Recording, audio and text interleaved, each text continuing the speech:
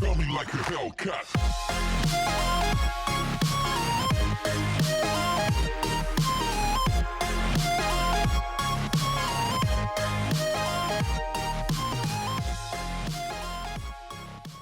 Hey guys, welcome today to a tips video. Yeah, I don't do these very often, but here are the top 10 things that cops in GTA Roleplay always tend to get wrong. Number 10. Driving like a lunatic. Look, to get to the call or to catch the bad guy, you've got to first get there.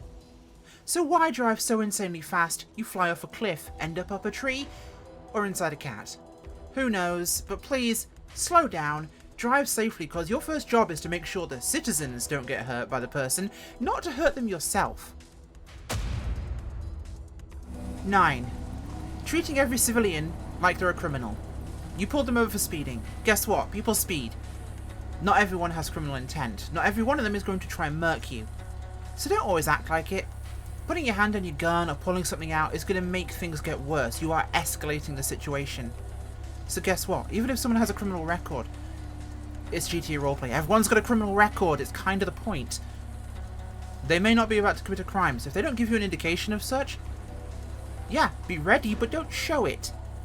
Don't stand there with your hand on your holster or a gun drawn for 3 miles an hour over the speed limit. Because guess what?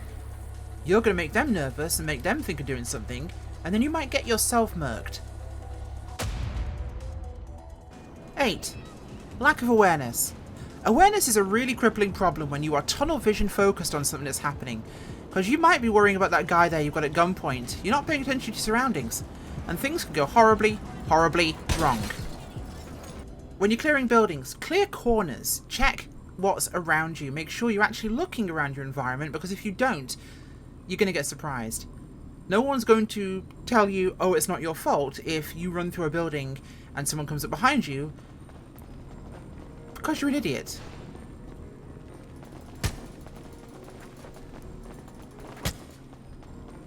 Because they just keep running because they're blind. And then bad things happen to them. So you've got a taser. It's a fantastic tool. Problem is, it's really, really, really, really, really powerful, and in reality, you've got limited cartridges. And it's a compliance tool, meaning that you're going to want to use it where you're in a situation you'd otherwise have to shoot the person. Like if they've got a bladed weapon, or a blunt weapon. It's another option, right? Problem is, when you use it as a go-go gadget civ catcher, it means what could have been a fun scene turns into a crappy scene. When the cop's a good shot, that is. Like I said, the taser's a really powerful tool. It means you can basically stop anything instantly. And if you're a really good shot, which, let's be honest, it's a video game with no recoil and 100% chance of success, you all are. Because when a suspect runs, all you've got to do is pull the trigger. What foot pursuit? It's over. Am I going to have more fun if I do that? Or if I actually have to chase the guy and can't tackle them? You be the deciding factor there.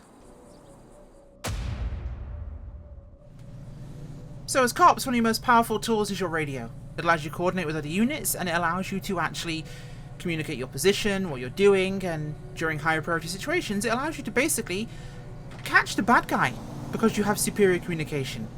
Unfortunately, people don't have patience. What's up, golf got a trap about 20216 U Road. If I can get additional, please. I got traffic. Hey, what's up, Roman? Can I get a towel? Can I go down to Get back here. 9. You see what I mean, right? Okay, yeah, okay, thank you, children. The problem is when you actually have really competent people helping you do demonstrations of bad RTO, they suck at doing bad RTO, which is, I guess, a good thing. But the point stands. When everyone's talking over each other, nobody knows what's going on. And more importantly, if you're in a high-stress situation where you're trying to clear a building or chase a suspect, and everyone's clamoring on the radio and not listening to scene command, the entire thing turns into cancer. 100% pure ass cancer. When an armed subject runs into a building, what's the first thing you do? You go charging in straight after them, right? Yeah, no, or any armed situation. Yeah, best solution? Everyone goes sprinting in. It's the most successful strategy ever, because guess what? You're tactical. You've got your plate carrier. You got your badass haircut, your tattoos. You're invincible. What could possibly go wrong?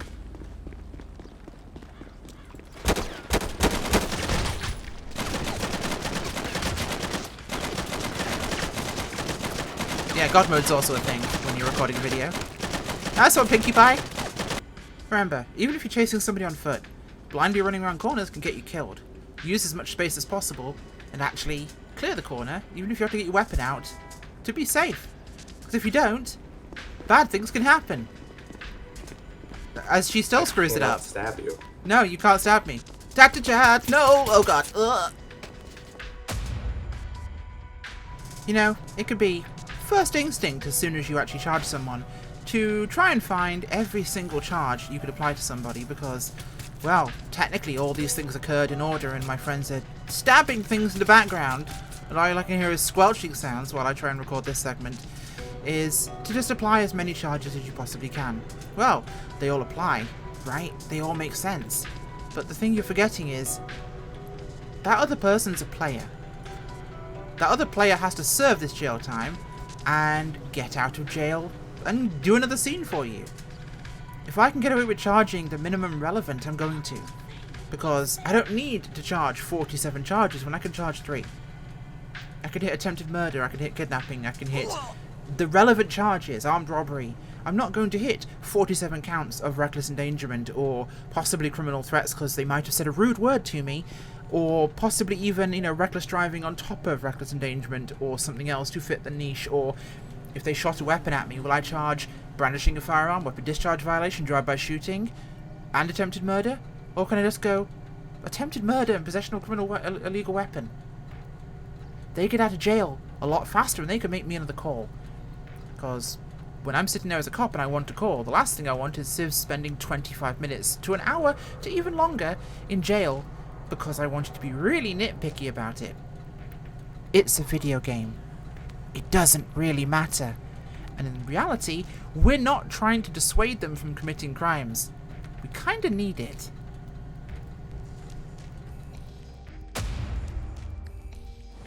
Obviously, we exist to do traffic stops, to respond to calls, sure. But probable cause, what we actually use to initiate a traffic stop or a contact with somebody, requires us to have probable cause that a crime was committed. Now yes, going 51 in a 50 is technically a crime. You're not going to find many cops in real life though that will pull somebody over for 1 mile an hour over. Also factor that it's a video game and driving is not necessarily that simple. People might be on a keyboard, they might wiggle slightly in their lane, they might go 1 mile an hour over then drop back again. Does that mean you should instantly give them a ticket? No. Because that Civ's not going to want to drive around the area if you're pulling them over for 1 mile an hour over. Add to that the fact that if they were on the keyboard and they wiggle slightly, they can't help that. They may not have a controller. They're going to grow to hate you if you keep doing that to them. Actually hate you. Now, on top of that, yeah, there are some times where you need to pull somebody over because they are a bolo vehicle and you need probable cause to stop them. Absolutely. But if you do that every time, again, they're going to grow to hate you for it. And they're going to be rude and belligerent. And that traffic stop's going to escalate. And you're going to both leave that scene hating each other. You have to be friends afterwards, so why be a douche about things? Give people a little leeway. I'm not going to pull somebody over for less than 10 over. Why? Because if they're doing 10 over, they're clearly indicating to me they're out to do a traffic stop scene. They're out to go commit a crime. Which means they want me to pull them over. It's not a perfect system, but usually indicates to me that that person wants to roleplay with me. Same as if I see them dramatically weave down the road. They're clearly not on a keyboard, they're trying to be acting drunk. So I actually have a real probable cause. And things like the wrong number on a number plate, or this is slightly off here, or something out of their control, really not cool to pull people over for. Try and have actual valid PC that the Civ is clearly intending towards you. Or again, things are just going to get unpleasant. So one of the biggest problems is lack of investigation and arresting everybody and sorting it all out later. You can get a report of a fight in progress and you can roll up and you can just pull your gun out and be like, drop your weapons! Drop your... Stop! Hands up! Hands up! Hey! You two! Hands up! Put him up! What?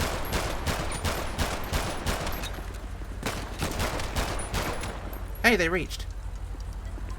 Okay, a slight over-dramatization here, but in the actual point I'm trying to make here is you can arrive and escalate things, or you can arrive and you can de-escalate things. If you've got two people fighting in a parking lot, okay, pull up. Make sure they know you're there. Your vehicle and your siren and lights are a big presence. Get out, separate them. Like, if they're not actually full-on fists, and even then, separate them. Pull them apart. Take them to one side. Now, it can also be a fairly easy, as my two friends over there decide to start playing funny games, can be that you immediately get those two people separated, cuff them up, put them in police cars, search and read them their rights. Well, they're technically fighting, right? You've got a right to, technically, yeah? Well, absolutely you do. But at the same time, if you just separate those two arguing people, and you tell one to wait over there, if you've not got a partner, or stay with your partner and separate them off, and have two people talking in two separate places, you can get to the bottom of the whole thing and no one has to go in handcuffs, or one person goes in handcuffs. Investigate and de-escalate. Because when you arrive on a scene and you don't bother doing any investigation until you've slapped everyone in handcuffs and made them all incredibly agitated, guess what? You kind of look like an idiot. And you look aggressive and angry and like a troublemaker. Which helps nobody. Separate people, treat them like human beings. Talk to them, find out what actually happened. Maybe you could end this entire scene without arresting anybody, and instead they can swap insurance details. So the biggest problem of everything is a lack of a soul.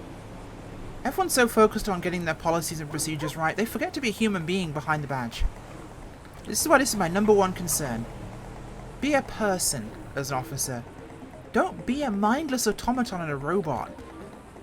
Have personality, because any scene can change dramatically by simply being a person first. You don't have to be this yes sir, no sir, 3 bags full sir automaton.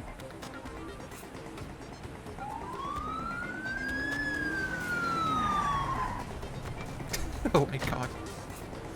Ma'am, come with me, now! I'm sorry, I got a text from my boyfriend. He broke up with me. I'm sorry, Penal Came out Code of Title nowhere. 8, Subsection 14, loitering, is a criminal Hey, offense. ow! You are coming with Sir, me. ow! Look, I just wanted a moment, Save okay? it for the judge. Oh my god. Okay, so first thing here, I quickly need to just unmute my actual channel for TeamSpeak here, because Mac does this character Dread, who is fantastic. He's actually a very caring person. I also made him giggle the other day on patrol, but this is a good example of the guy who just doesn't give a crap. They care about their arrest. They care about the procedure. They forget, and that's a dramatic example, of course, but, you know, Dread, surprisingly, has a lot of care to him, right, Mac? Absolutely. Yeah, he's a very caring person. He just sounds this monotone and robotic and like Judge Dredd. The Stallone one, of course, not the Keith Urban one. Or the Carl Urban, I should say. Both were amazing in their own way, even though Stallone was terrible, but good and it's so bad. I digress. Point is, be a person behind the uniform. Actually have a personality, because you might feel like the biggest Billy badass in the universe, that being gruff and cursing and being rude and calling people scumbag or, you know, whatever you want to call that criminal. The only person that feels that their pee-pee got bigger is you. Nobody else thinks that way, and if anything, it makes the civilian way more likely to want to punch you in the face. Hopefully these tips were helpful, guys. They were sometimes caricaturish, which was the intent, to make things look more ridiculous. These things can happen in big and small scales. Be aware of your surroundings, be aware of being a person, focus on getting things right first and then worrying about catching the guy, because guess what, if you crash into a family of 5 and the suspect gets away, guess who's the idiot now? Point stands. Thank you for watching, hopefully this helped, and I will see you all next time. Bye!